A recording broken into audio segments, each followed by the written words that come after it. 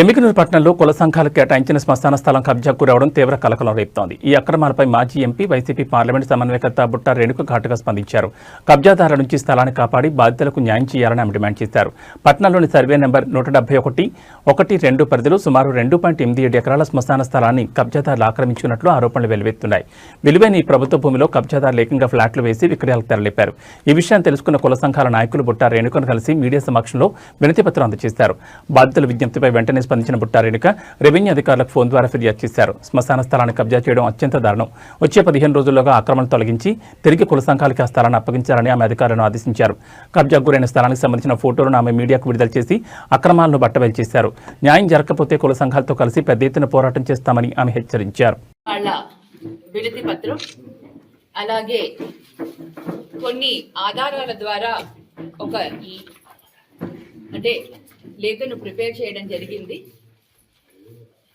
ఇది మేము ఎటువంటి ఇబ్బందులు కాకుండా వాళ్ళు రిజిస్ట్రేషన్ చేసుకున్నా కూడా రికార్డ్స్లో మటుకు అది వాళ్ళ పేరు మీద ఇది కాకుండా ఇంకా డ్రై ల్యాండ్ కిందనే ఉంది.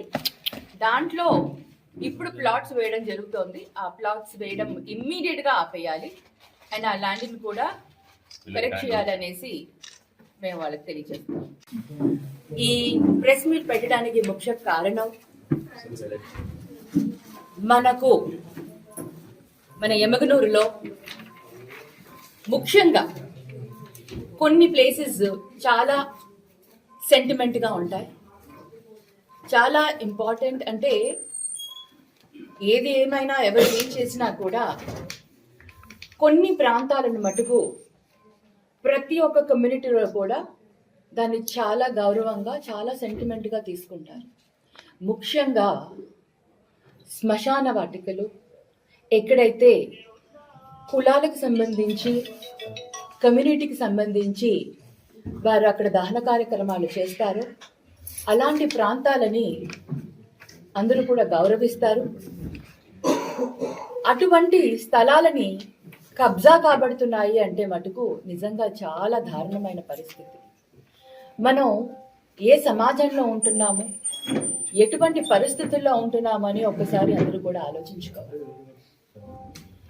ఈరోజు నిన్ననే నా దగ్గరికి రావడం జరిగింది. అంతకుముందు ఆల్రెడీ మా హస్బెండ్కి ఇవ్వడం జరిగింది. కానీ నిన్న నా దగ్గరికి వచ్చి ఇలా ప్రాబ్లం ఉంది, చాలా రోజుల నుంచి మేము అందరి దగ్గరికి వెళ్ళినా మాకు న్యాయం కాలేదు, మీ దగ్గరికి వస్తున్నాం, మీరు న్యాయం చేస్తారు అని అడగడం వల్ల వాళ్ళకి సపోర్ట్గా సహకరిస్తూ ఏది చేసినా కూడా ట్రాన్స్పరెన్సీ అనేది ఉండాలి. అది కేవలం మీడియా ద్వారా సాధ్యమవుతుందని మేము వేరే స్టెప్స్ తీసుకునే ముందర మీడియా పరంగా ఎవరైతే ఈ పని చేశారో ఆ 2.87 సెంట్లని 40కి కుదించి మిగతా దాన్ని ఎంక్రోచ్ చేసి దాన్ని మళ్ళీ రిజిస్ట్రేషన్ చేయించుకొని, రిజిస్ట్రేషన్ చేయడం కూడా ఇల్లీగల్. సో ఇందులో ఆఫీసర్స్కి కూడా మేము మీడియా ద్వారా తెలియజేస్తున్నాము, ఎవరైతే ఆఫీసర్స్ కానీ ఏ ఒత్తిడి వల్లైనా సరే మీరు చేసి ఉంటే దాన్ని సరిదిద్దుకోండి. మీడియా ద్వారా మేము ఒకటే రిక్వెస్ట్ చేస్తున్నాను, దాన్ని సరిదిద్దుకొని ఇంకా ఫర్దర్ యాక్షన్ తీసుకోకుండా ఆ స్థలాన్ని కమ్యూనిటీకి, దేవాంగ కమ్యూనిటీ, తర్వాత విశ్వబ్రాహ్మణ కమ్యూనిటీ, బ్రాహ్మణ కమ్యూనిటీకి తిరిగి అందజేయవలసిందిగా వాళ్ళందరికీ కూడా మేము తెలియచేసుకోండి. అలాగే ఎవరైతే అధికారులు ఇందులో ఉన్నారో దీన్ని సరిదిద్దుకోమని ఆ అధికారులకి 15 days విన్నవిస్తున్నాము. ఈ 15 రోజుల్లో కనుక ఇది కాకపోతే, వాళ్ళు కనుక ఎటువంటి యాక్షన్ తీసుకోకపోతే తర్వాత ఫర్దర్ యాక్షన్ అనేది ఫర్దర్ స్టెప్స్ అనేది మేము తీసుకోవాల్సి వస్తుంది. ఎందుకంటే న్యాయం చేయాలి అంటే కొన్ని అడుగులు ముందుకు వేయాలి. అది తప్పదు. అది తప్పకుండా మేము యాక్షన్ తీసుకుంటాం అనేసి మీడియా పరంగా నేను వాళ్ళకి తెలియజేస్తున్నాను. దాన్ని సరిదిద్దుకోమని మరొక్కసారి వాళ్ళకి విజ్ఞప్తిస్తున్నాను. అలాగే నేను వాళ్ళకి ఇమ్మీడియట్గా ఆ స్థలాన్ని ఈ సంఘాలకు వాళ్ళకి హ్యాండ్ ఓవర్ చేయమని కూడా తెలియజేస్తున్నారు. మనవరాలికి కిడ్నీ దానం చేసి ఓ అమ్మమ్మ మానవత్వాన్ని చాటుకుంది. వివరాల్లోకి వెళ్తే కడప జిల్లా గిద్దలూరు చెందిన రేవతి గత 2 సంవత్సరాలుగా కిడ్నీ సమస్యతో ప్రతి నెల డయాలసిస్ చేయించుకునేది. కర్నూలు మెడికల్ వైద్యులు కిడ్నీ మార్చాలని సూచించడంతో రేవతి అమ్మమ్మ అనసూయమ్మ తన కిడ్నీని దానం చేసేందుకు ముందుకొచ్చింది. దీంతో వైద్యులు 8 రోజుల క్రితం కిడ్నీ మార్పిడి ఆపరేషన్ విజయవంతంగా చేశారు. పేషెంట్ రేవతికి స్వల్పంగా గుండె సమస్య ఉన్నా అన్ని జాగ్రత్తలు పాటించి ఆపరేషన్ విజయవంతం చేశామని వైద్యులు తెలిపారు. డయాలసిస్ పేషెంట్లకు కిడ్నీ మార్పిడి చేయడమే ఉత్తమ మార్గమని వైద్యులు తెలిపారు. కిడ్నీ దానం చేసే వారికి వయసు నిమిత్తం లేదని, ఆరోగ్యంగా ఉంటే చాలన్నారు. మనవరాలు అమ్మమ్మ ఇద్దరు ఆరోగ్యంగా ఉండడంతో ఈ రోజు డిశ్చార్జ్ చేశారు.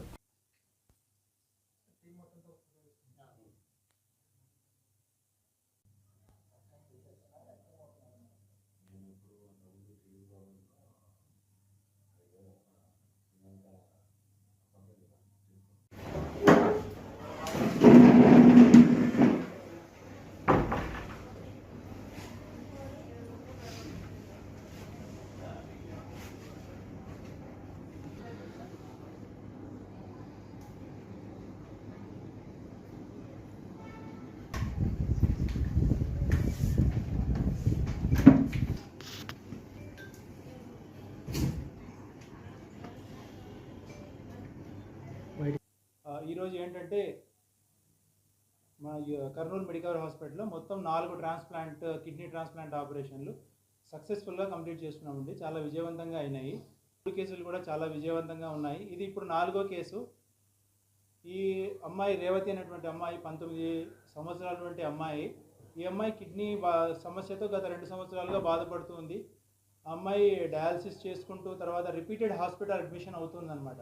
అంటే ఇన్ఫెక్షన్స్ రావడము, లంగ్స్లో వాటర్ చేరిపోవడము, హార్ట్లో వాటర్ చేరిపోవడము, హార్ట్ సరిగా పంపింగ్ లేకపోవడం, ఇటువంటివి గత 2 సంవత్సరాలుగా పేషెంట్ డయాలసిస్ పైన ఉండి ఎంతో బాధపడుతుంది. ఎన్నోసార్లు హాస్పిటల్లో అడ్మిట్ కావడం అనేటువంటిది జరిగింది.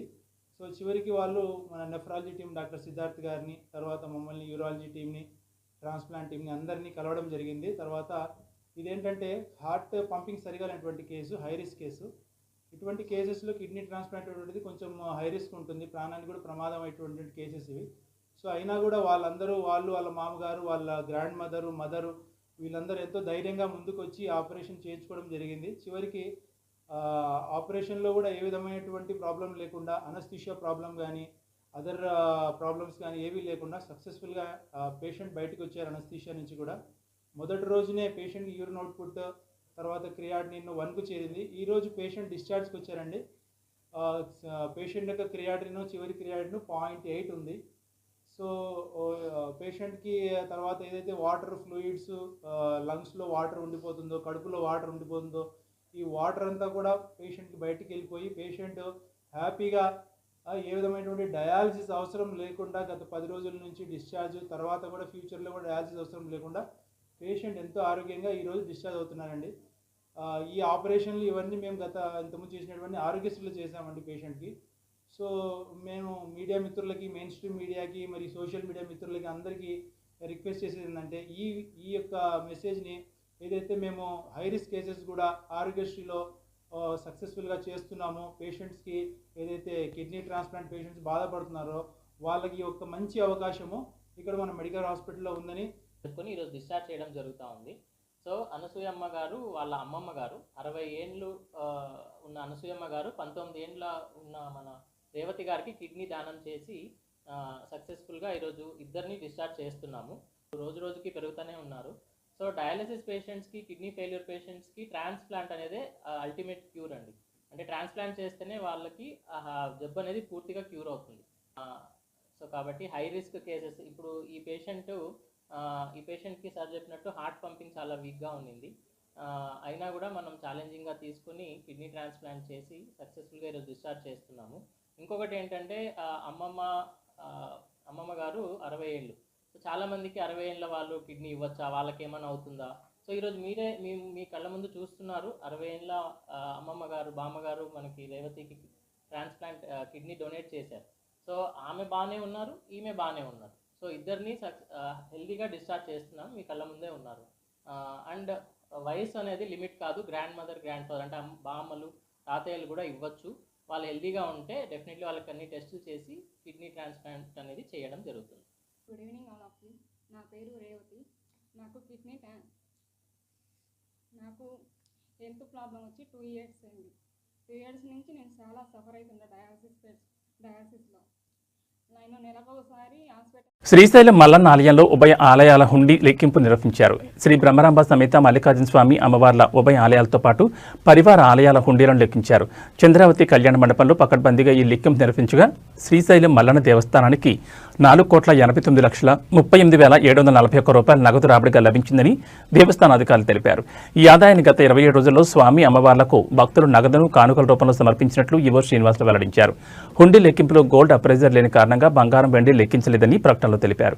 అయితే నగదుతో పాటు ఈ హుండీ లెక్కింపులో $570 47 సింగపూర్ డాలర్లు, 25 సౌదీ అరేబియా రియాల్స్, 80 ఆస్ట్రేలియా డాలర్లు, 15 ఇంగ్లాండ్ పౌండ్స్, 25 కెనడా డాలర్స్ మొదలైన విదేశీ కరెన్సీ కూడా ఈ హుండీ లెక్కింపులో లభించాయి. పటిష్టమైన నిఘా నేత్రాల మధ్య హుండీ లెక్కింపు జరగ లెక్కింపులో దేవస్థానం అన్ని విభాగాల అధికారులు, సిబ్బంది, శివసేవకులు పాల్గొన్నారు.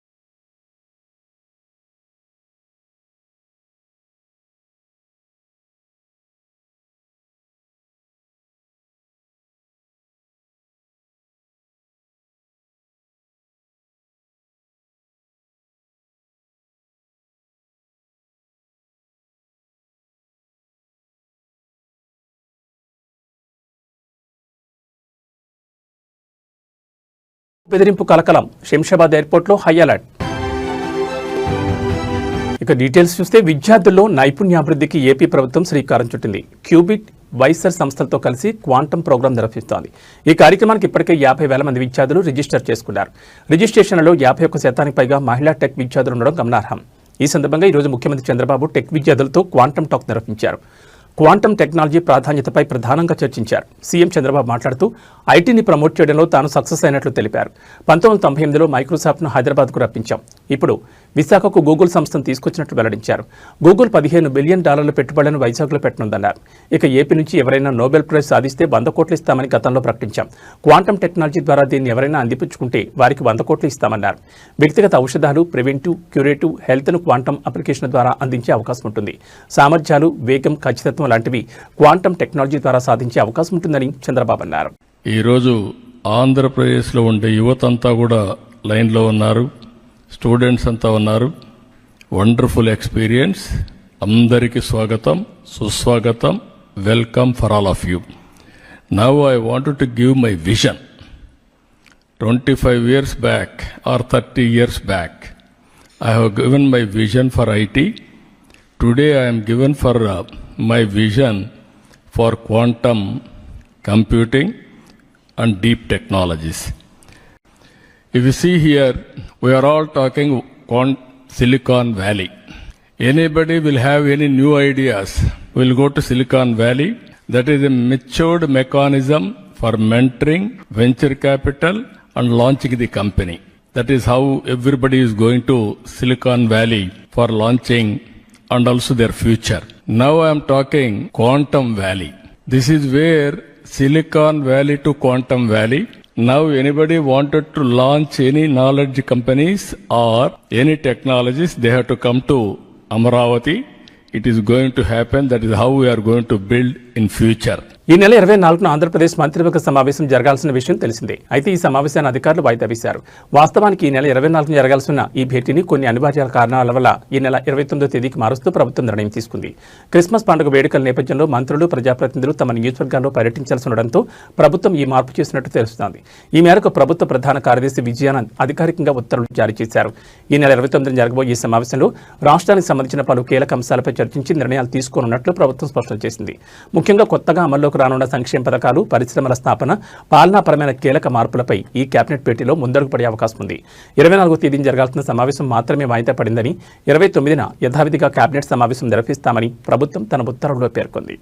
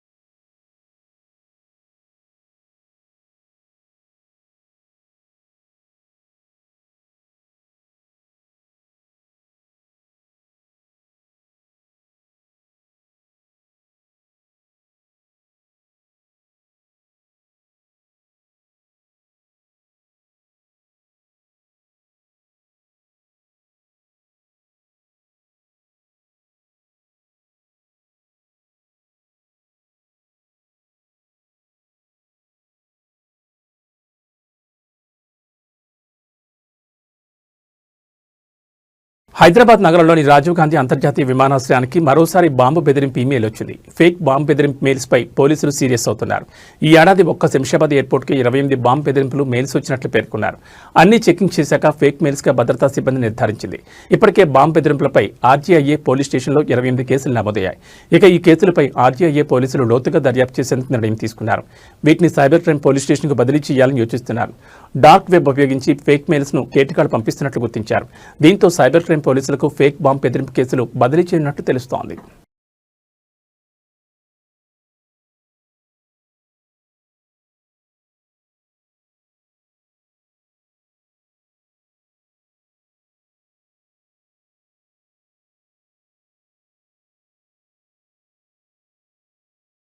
ఫోన్ ట్యాపింగ్ కేసులో కీలక పరిణామం చోటు చేసుకుంది. ఈ వ్యవహారంలో మాజీ ముఖ్యమంత్రి కేసీఆర్కు నోటీసులు జారీ చేయాలని ప్రత్యేక దర్యాప్తు బృందం నిర్ణయం తీసుకున్నట్లు సమాచారం.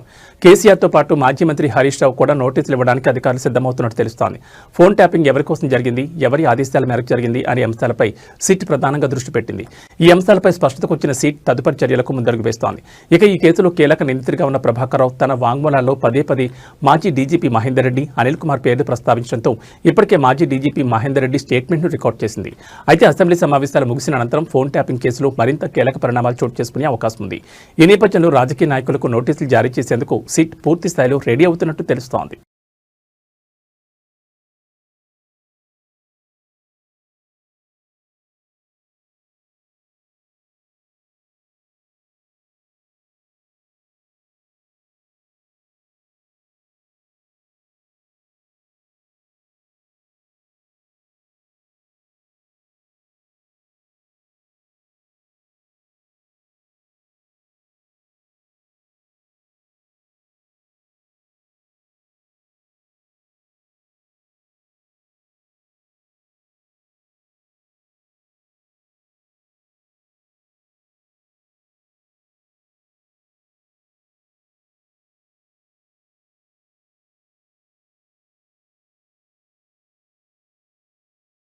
వైసీపీ అధినేత ఆంధ్రప్రదేశ్ మాజీ ముఖ్యమంత్రి వైఎస్ జగన్మోహన్ రెడ్డి నేటి నుంచి 3 రోజుల పాటు తన సొంత నియోజకవర్గం పులివెందుల్లో పర్యటించనున్నారు. ఈరోజు సాయంత్రం బెంగళూరు నుండి హెలికాప్టర్ ద్వారా బయలుదేరి పులివెందులు చేరుకుంటారు. అనంతరం అక్కడ వైసీపీ క్యాంపు కార్యాలయంలో ప్రజాదర్బార్ నిర్వహిస్తారు. రాత్రికి అక్కడ నివాసంలో బస చేస్తారు. రేపు ఉదయం 10:30 గంటలకు పులివెందుల నుంచి ఇడుపులపైకి చేరుకుని ప్రార్థనా మందిరంలో జరిగే క్రిస్మస్ ప్రత్యేక ప్రార్థనలో పాల్గొంటారు.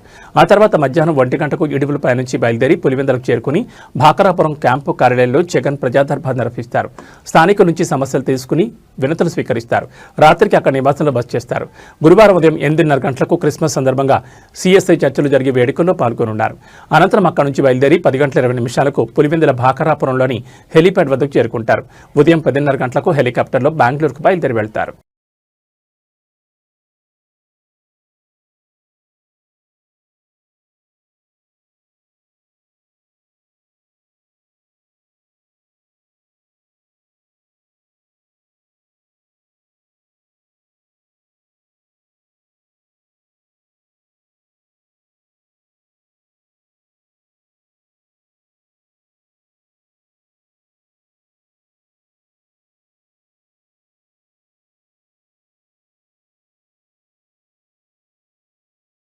జయశంకర్ భూపాలపల్లి జిల్లా మహదేవ్పూర్ మండలంలోని అడవి సోమనపల్లి వద్ద పేల్చివేయబడ్డ చెక్ డ్యాంను water man of India Magsaysay award రహిత రాజేంద్ర సింగ్ పరిశీలించారు. ఈ సందర్భంగా డ్యాం ధ్వంసమైన తీరును చూసి ఆయన దిగ్భ్రాంతి వ్యక్తం చేశారు. చెక్ డ్యాం పరిసరాలను క్షుణ్ణంగా పరిశీలించిన అనంతరం ఆయన మీడియాతో మాట్లాడుతూ, సాధారణంగా వర్షాకాలంలో భారీ వరదలు వచ్చినప్పుడు డ్యాములు దెబ్బతినడం చూస్తూ ఉంటాం. కానీ అసలు వర్షాలే లేని డిసెంబర్ నెలలో డ్యాం కూలిపోవడం నేను ఇప్పుడే చూస్తున్నాను. ఇది ప్రకృతి వైపరీత్యం కాదు, ఇది ముమ్మాటికి మ్యాన్ మేడ్ డిజాస్టర్ అని ఆయన పేర్కొన్నారు. డ్యాంను పరిశీలిస్తే దాన్ని కావాలని జెల్టన్ స్టిక్స్ అమర్చి పేల్చివేసినట్లు స్పష్టమవుతోందని ఆయన ఆరోపించారు. ఒక నీటి వనరుని ఈ విధంగా ధ్వంసం చేయడం అత్యంత దారుణమని ఆవేదన వ్యక్తం చేశారు. నీటి కోసం ప్రపంచవ్యాప్తంగా పోరాటాలు జరుగుతుంటే ఉన్న వనరులను ఇలా స్వార్థ ప్రయోజనాల కోసం నాశనం చేయడం పర్యావరణానికి పెద్ద ముప్పని హెచ్చరించారు. तो ऐसे आता ये पानी के दबाव में वो उस तरफ से आ रहे हैं। थोड़ा वहाँ चल सकते हैं सर। साइड कैमरा अभी मैं अशोक लालच में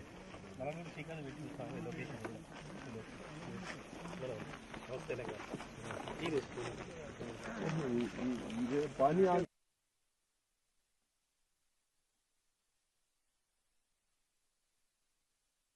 में कभी बैराज या डैम नहीं टूटता। उसको टूटता है तो मानसून सीजन में जब रेन्स आती हैं, फ्लड आता है, फोर्स आता है, तब टूटता है। दिसंबर का महीना पानी को वो भी टूट के इधर आना, वो अभी इधर गया रिवर, तो वो उधर थोड़ा इधर यहाँ से देखो लास्ट में वो भी थोड़ा टूट गया, इधर नहीं वहाँ मैं उसी की बात कर रहा हूँ। वो टिल्ट हुआ है, तो जब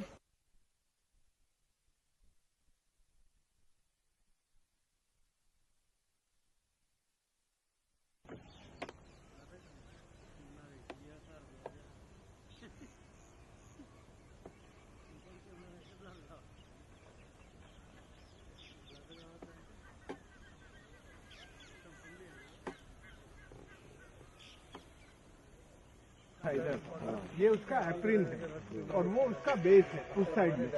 तो जब वो नेचुरल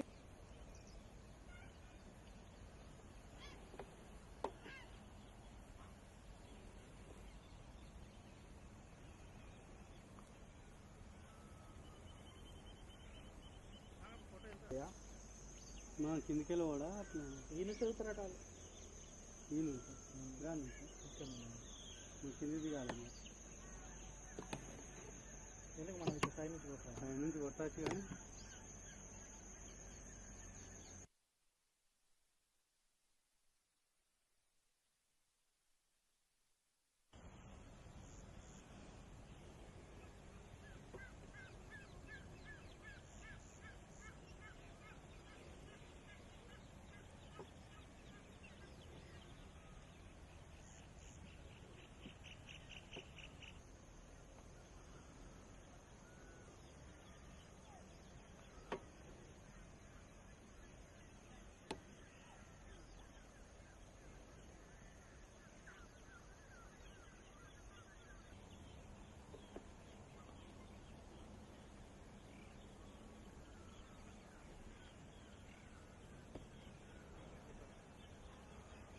ये कब टूटा? ये पहले टूटने का 1-1.5 घंटे के आसपास में करके जॉलेटिन भर के उसको तोड़ देते हैं फोर्सफुली। हाँ, उसको कहते हैं मैन मेड डिजास्टर। उधर तरफ ऐसा है ये वाला उधर तरफ है उधर गया ना ऐसे ऐसा पूरा देखो कितने गिरा है उधर तरफ। ये फ्लो तो इधर आ रहे हैं ना उधर तरफ। हाँ इधर आओ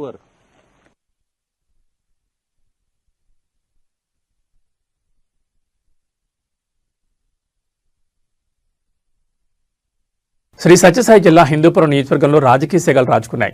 టీడీపీ ఎమ్మెల్యే నందమూరి బాలకృష్ణ ప్రాతినిధ్యం వహిస్తున్న లేపాక్షి మండలంలోని మామిడి మాకులపల్లి గ్రామంలో మాజీ ముఖ్యమంత్రి వైఎస్ జగన్మోహన్ రెడ్డి ఫ్లెక్సీల దహనం తీవ్ర కలకలం రేపింది.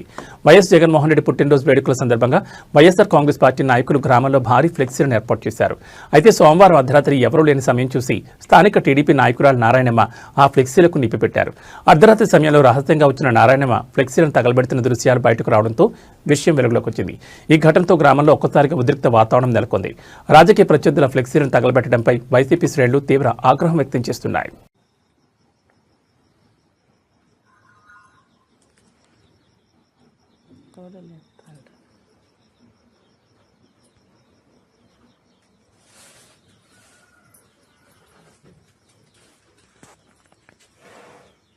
మళ్ళీ చిన్నమంటారు కాలు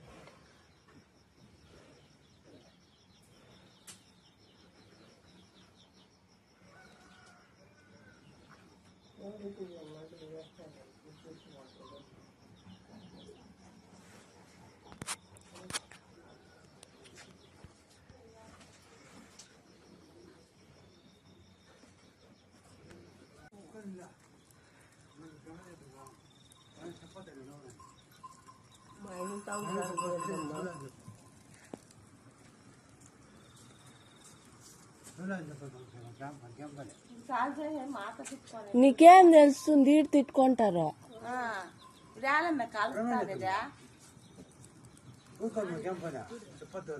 ఊరికే తిట్టుకొని మాట అనుకుంటారు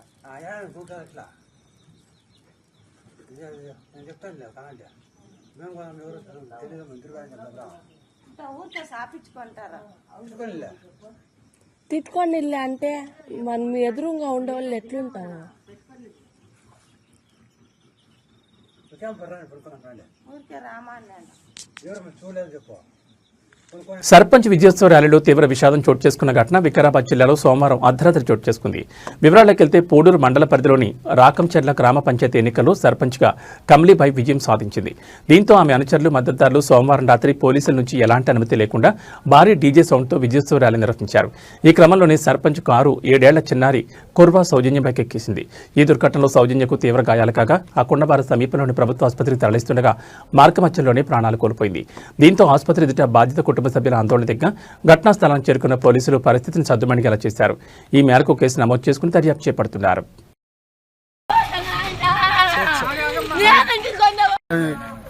కొత్తగా రాగం జిల్లా గ్రామ పంచాయతీ ఏర్పాటైంది. అక్కడ సర్పంచ్ గెలిచారు. వాళ్ళు చాలా ర్యాలీ తీసారు. ఆ ర్యాలీ తీసి ఆ పిల్లలు ఎవరు చూడకుండా అహంకారంతో పిల్లలను చంపేశారు. వేగంగా పిల్లలను బండ్లు ఇచ్చి లైసెన్స్ లేని పిల్లలకు లేని పిల్లలకు బండ్లు ఇచ్చి ఇచ్చేసారు. అహంకారంతో ఇచ్చేసారు. దానివల్ల ఒక పాప చచ్చిపోయింది. మొన్ననే వాళ్ళ దిక్కెళ్ళి ఒకడు వాళ్ళ కాకనే సొంత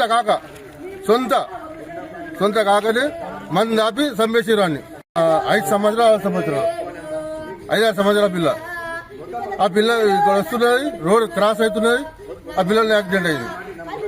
మేము చెప్పుడు వద్దు, ర్యాలీ వద్దు, అంతా వద్దు, జర బెల్ల చేయండి అంటే వాళ్ళు అహంకారం. అది ముందర పోయింది మైసమ్మ దాటి పోయింది. అడుగు నా బిడ్డ ఇంటికి ఊరికొచ్చింది సారు. ఊరికి వస్తాడు ఎవడే మా కారు ఉన్నాడు ఉంటే స్పీడ్గా పోయిండాడు. మెల్లగా పోయింటే టైర్ కింద వాడు ఏం కాకుండా తగ్గుతుండే, నా బిడ్డ బతుకుతుండే. సర్పంచ్ది అంట తాత. పిల్లని 2 టైర్లు గద్దేసుకపోయినట్టు వేసుకపోయా తాత. వేసుకపోయిందాడే మిట్టు అని ఉరికినా. ఊరికి టల్లకల్లా ఇట్లే పడ్డది. పడిందా చెయ్యి ఇట్లా పెట్టినా, రక్తం ఆగలేదు అంతా. నేను ఈయన ఎక్కడ పోయినా అని అడుగుతున్నా. అప్పుడు ఏమైనా వేసుకొని పోయినంటే ఇక వీడికి వచ్చే వరకు మంచిగా ఉంది అన్నారు. హింసీలోకి పోతే డాక్టర్ అమ్మకి పోతే చెవులకి వెళ్ళి గుప్పలు వస్తుంది సారు. ఆ పిల్లని చూసిన వైట్ ఫ్రాక్ వేసుకుంది, ఆమె కనబడతలే సారు. రెడ్ కలర్ అయిపోయింది. చెవులకి 2 చెవులకి గుప్పడు వస్తుంది. అమ్మా స్టేషన్ గన్పూర్ నియోజకవర్గ వ్యాప్తంగా రాజకీయ వాతావరణం ఒక్కసారిగా వేడెక్కింది. బీఆర్ఎస్ వర్కింగ్ ప్రెసిడెంట్ కేటీఆర్పై ఎమ్మెల్యే కడియం శ్రీహర్ చేసిన అనుచిత వ్యాఖ్యలకు నిరసనగా బీఆర్ఎస్ శ్రేణులు నిరసనలతో హోరెత్తించాయి. నియోజకవర్గంలోని అన్ని మండల కేంద్రాల్లో బీఆర్ఎస్ నాయకులు, కార్యకర్తలు భారీ సంఖ్యలో రోడ్లపైకి వచ్చి కడియం శ్రీహర్ తీరుపై మండిపడ్డారు. కడియం శ్రీహర్కి వ్యతిరేకంగా నినాదాలు చేస్తూ ఆయన దిష్టిబొమ్మను ఎక్కడికక్కడ దహనం చేశారు. బీఆర్ఎస్ పార్టీ బీఫాంపై గెలిచి అదే పార్టీ అగ్రనేతలపై విమర్శలు చేయడం సిగ్గుచేటని నాయకులు ఆగ్రహం వ్యక్తం చేశారు. ఈ సందర్భంగా నిరసనకారులు మాట్లాడుతూ కడియం శ్రీహర్కి రాజకీయ భిక్ష పెట్టిన పార్టీని, నాయకత్వాన్ని విమర్శించే నైతిక హక్కు లేదు. తక్షణమే ఆయన తన ఎమ్మెల్యే పదవికి రాజీనామా చేయాలి. రాజీనామా చేసిన తర్వాతే విమర్శలు చేయాలని డిమాండ్ చేశారు.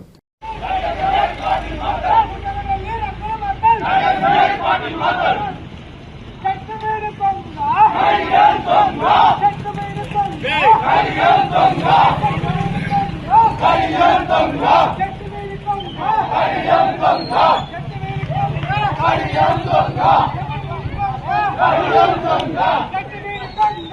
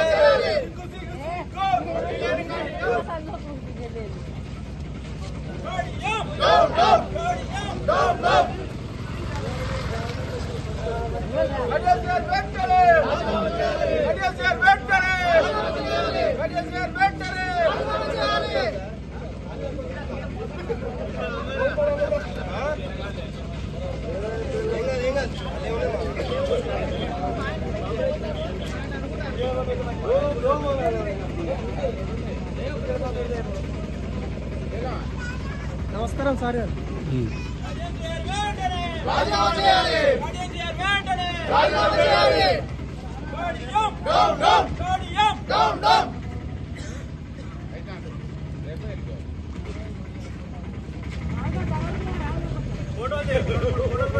నిత్యం రద్దీగా ఉండే హైదరాబాద్ విజయవాడ జాతీయ రహదారిపై హయత్ నగర్ వాసులు మెరుపు ఆందోళన దిగారు. ఇటీవల రోడ్డు విస్తరణలో భాగంగా అడ్డగోలుగా పనులు చేపడుతున్నారని, ఫలితంగా చాలా మంది రోడ్డు దాటుతూ ప్రాణాలు కోల్పోతున్నారని తీవ్ర ఆగ్రహం వ్యక్తం చేశారు. ఈ విషయంలో వెంటనే ప్రభుత్వం స్పందించి హైదరాబాద్ విజయవాడ హైవేపై హయత్ నగర్ పరిధిలో పలు చోట్ల ఫుట్ ఓవర్ బ్రిడ్జ్లను యుద్ధ ప్రాతిపదికన వెంటనే నిర్మించాలని డిమాండ్ చేశారు. అయితే ఆందోళనలో స్థానిక కార్పొరేటర్లతో పాటు జాతీయ రహదారికి ఇరువైపులా ఉన్న కాలనీ వాసులు పెద్ద ఎత్తున పాల్గొన్నారు. ఈ అనూహ్య పరిణామంతో హైదరాబాద్ విజయవాడ హైవేపై భారీగా ట్రాఫిక్ జామ్ అయింది. స్పాట్ చేరుకున్న పోలీసులు ఆందోళనకారులను అక్కడి నుంచి పంపించి ట్రాఫిక్ ను క్లియర్ చేస్తున్నారు.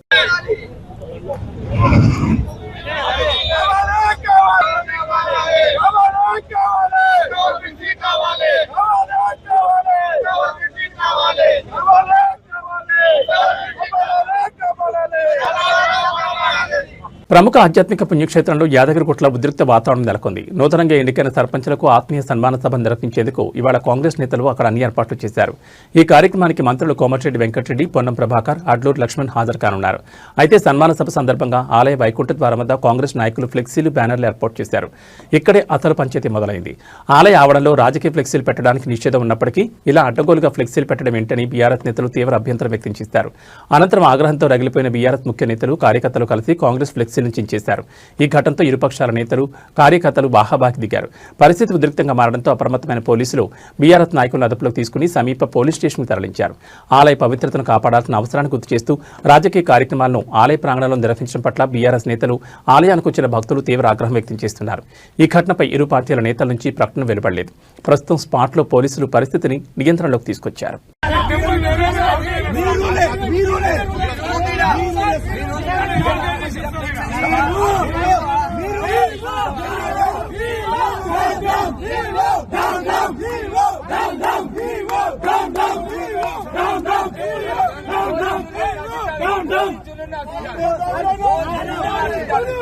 ఇవి ఈ బులెటిన్ విశేషాలు. మరో బులెటిన్లో మళ్ళీ కలుసుకుందాం. నమస్కారం.